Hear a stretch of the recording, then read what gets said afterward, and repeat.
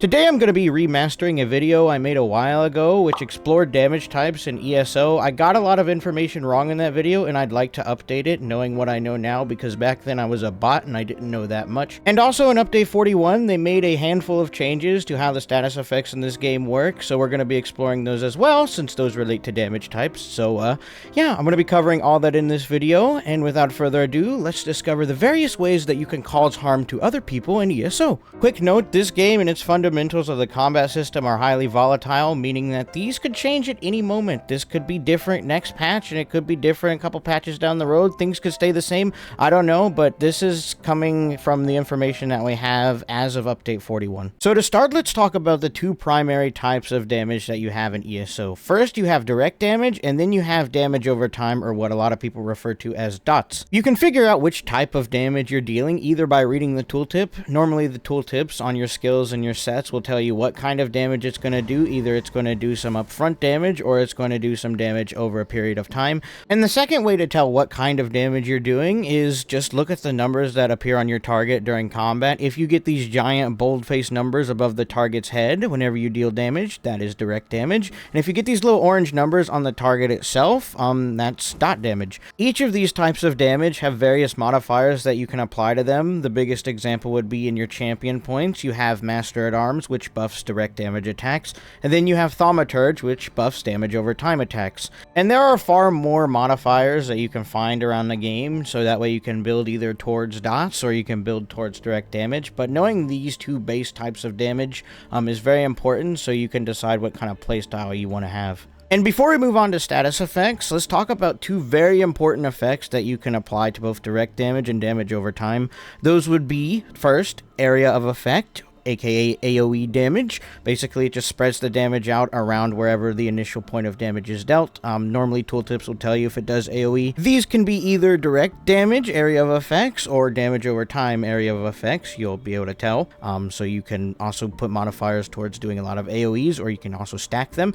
And then the second type of damage that you can do is called critical damage. This is represented by an exclamation mark after the damage that you deal. You'll see it on your target if you do it, and you can put a bunch of modifiers towards buffing this damage as well. You have crit chance, obviously increases your chance to deal a critical hit, and you also have critical damage, which is a % modifier to how much extra damage you're going to do when you do land a critical hit. So these critical modifiers can apply whenever you deal any kind of damage. The only thing that can't crit are proc sets that scale up in damage. I just want to make those clear as well because you can build for those as well as towards direct damage or damage over time. Now that we've gotten all the fundamentals out of the way, let's talk about status effects. So status effects, for people that don't know, are additional effects that you can apply to your target based off of the damage type that you deal and how the damage was dealt. And we're going to go over all of those right now. So to begin, we need to differentiate between two more types of damage. I know it's a lot, but the first one is called elemental damage. This covers the magical side of things, so damage with staves and magic abilities.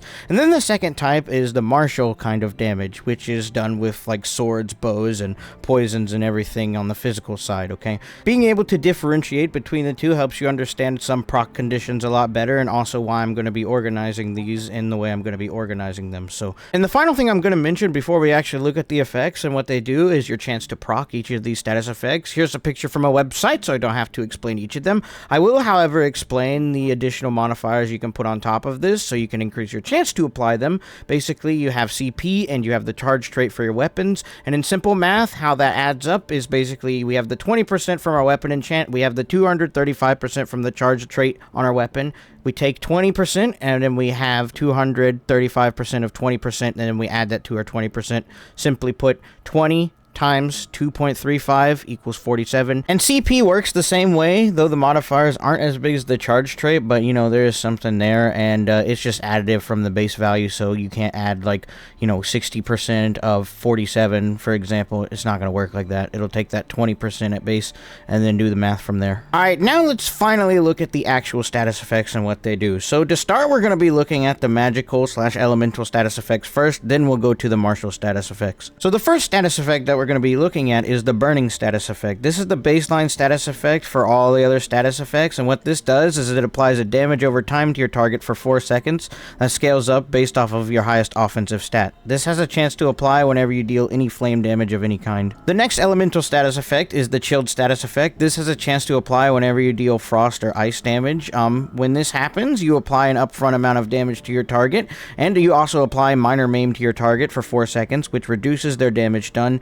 And if you have an ice staff equipped, you can also apply minor brittle to your target, which increases the critical damage that they take by 10%. The next elemental status effect is the concussion status effect. This can apply whenever you deal any sort of shock damage to your target. This applies some upfront damage as well as applies minor vulnerability to your target for 4 seconds, and minor vulnerability increases the damage your target takes by 5%. And the final elemental status effect is the overcharge status effect. This has a chance to apply whenever you deal any sort of just base magic damage. Not like flame damage, but it has to say magic damage on the tooltip. When this applies, you do some upfront damage, and you also apply minor magicka steel to your target for 4 seconds. And what minor magicka steel does is whenever someone attacks the target while this status effect is on them, they restore 165 magic. Alright, now let's take a look at the martial status effects. The first one that we're going to talk about is the disease status effect. This has a chance to apply whenever you deal any kind of disease damage. When this applies, you deal some upfront damage in a 6-meter radius around your target, and also you apply minor defile to your target for 4 seconds, which decreases their healing taken and health recovery by 6%, and also affects shield strength now. The next martial status effect is the hemorrhaging status effect. Whenever you deal bleed damage to your target of any kind, you apply a damage over time to your target for 4 seconds.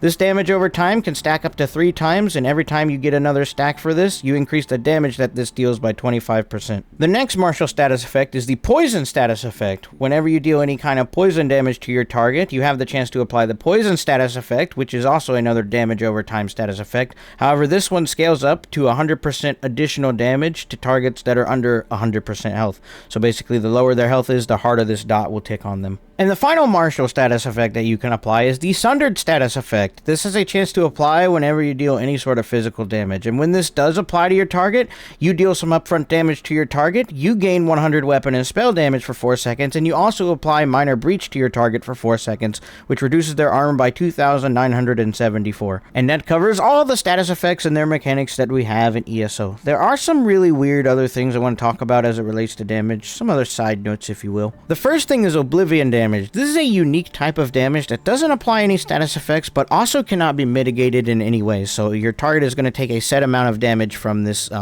whatever source is dealing this damage to them. And the second thing is that there are a handful of abilities that do both direct damage and damage over time at the same time. These abilities are channeled abilities, stuff like Flurry in the dual wield skill line, Radiant Oppression on Templar, and the Fate Carver on Arcanist.